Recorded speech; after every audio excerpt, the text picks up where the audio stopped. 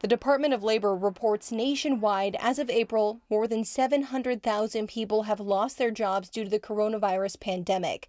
A study out this month by the Institute for Women's Policy Research shows across the country a higher number of those people, nearly 60%, are women. Well, women tend to be more vulnerable in the labor market in general.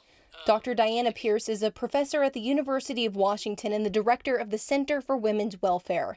According to data compiled by the center, more women are losing jobs because the industry shut down by the pandemic are heavily worked by women. And the top 10 jobs include food service, retail workers, that kind of job. And so a lot of those jobs are public-facing jobs. A lot of them are ones that have been very much affected by the pandemic. She says the impacts for women right now are high, but there may be more problems on the horizon. We're going to have a lot of families that are, particularly families headed by women, they're going to lose income, lose their jobs, and when they come back, the jobs they get will pay even less.